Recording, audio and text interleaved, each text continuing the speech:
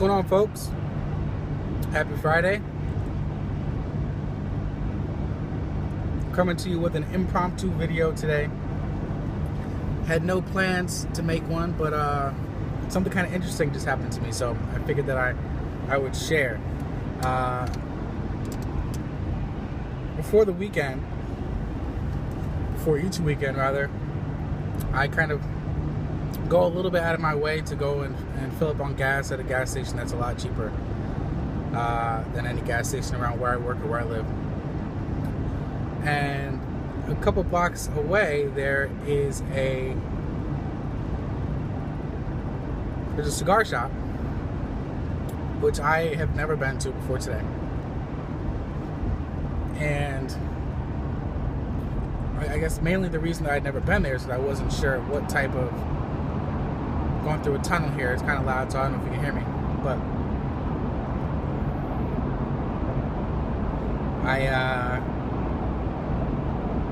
I wasn't sure what type of cigar shop it was, because I don't know, if you walk in and I'll find a couple of stale cigars and one meerschaum pipe sitting next to a bong and a bunch of cigarettes. I don't know. There are a bunch of shops like that, too many shops like that say they're a cigar shop.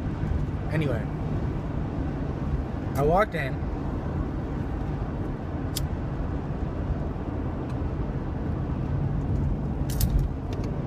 and a few gentlemen on some leather couches, smoking cigars, talking about March Madness. It's a good start.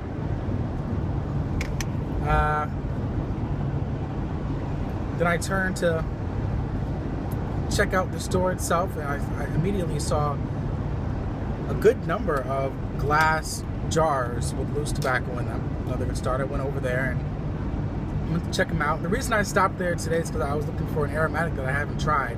I wanted to see what they had, if they had any pipe tobacco at all. So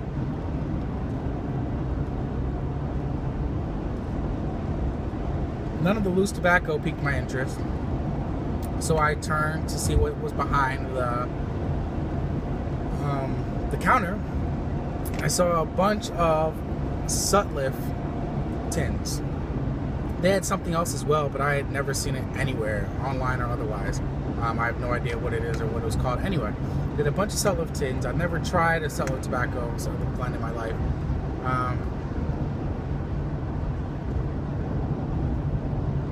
But one that I've always wanted to try, and would if it was right in front of me, is Molto Dolce, because I've heard nothing but good things about it from folks who like aromatics. So I went over there to see what they had. No Molto Dolce.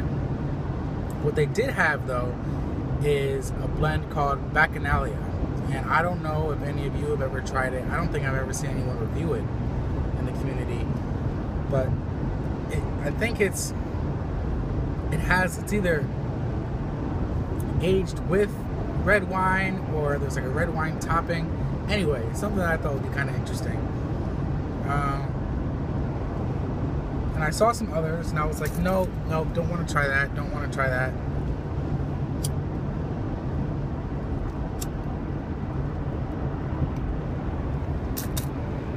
And I settled on trying the Bacchanalia. So I went, I grabbed it, and I went and paid for it. Came back to the car, popped the tin, and immediately I was like, this is strange. I want you to take a look at this, if you can, if I can have you take a look at it without spilling it all over the place. See that? Doesn't look like any aromatic I've ever seen. It's a little light in color. Doesn't look like there's any Cavendish. But there is a really, really strong berry aroma. It smells like grape juice almost. So I'm like, huh. Okay, I guess that's their take on wine. It smells like grape juice.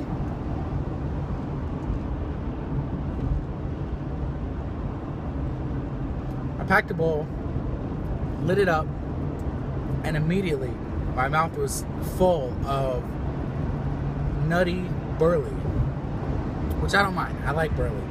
But again, clearly not something you'd expect from an aromatic, and something, well, I guess you could have aromatics that have burley in them, but not something I would expect from this blend. Start smoking a little more. I'm like, huh.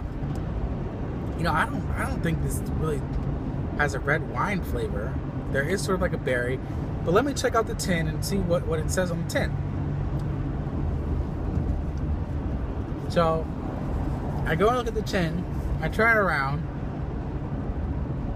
And look at this.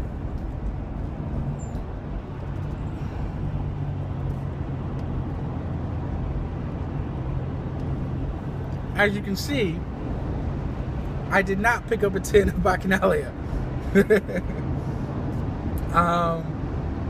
Which is kind of surprising to me. Obviously, I picked up the wrong tin. Whatever. But this is kind of interesting because in addition to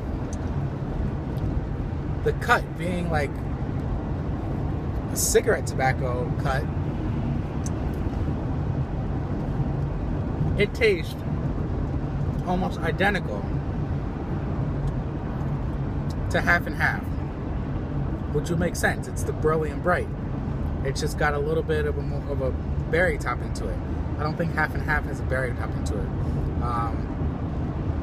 I originally tried Half and Half because my mother and uncle told me that's what my grandfather used to smoke, and that's what they liked. They thought it was a nice smell, so I tried it out.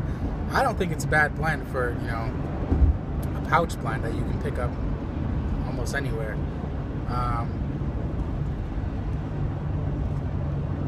But yeah, I just thought this was interesting, that it's pretty much identical to Half and Half. It's an okay smoke. Doesn't knock my socks off. Not too much flavor. It would be an all-day smoke if this is your thing, you know, because it's not strong. I think that berry flavor kind of keeps you interested. It's alright. We'll see. I would say, though, that it's good enough that I would try another Sutliff. This is better than Half and Half. It doesn't smoke as hot. I'm getting a little tongue bite if I, you know, puff hard enough and frequently enough, but that's it. I'm smoking it in my Morgan Blackjack matte black Bulldog. When I first got this pipe, I wasn't crazy about it. It's super light, and generally that's said to be like a good thing about pipes, especially if you're a clencher, and I'm a clencher. But I don't know, there wasn't enough girth to it for me. Like, it's super thin in here. I don't know, but I absolutely love the bit. It's tapered. It just feels great in the mouth. And I'm liking it more and more, you know, as I smoke it. And it's a good looking pipe too, you know. Anyway, just wanted to share that with you guys.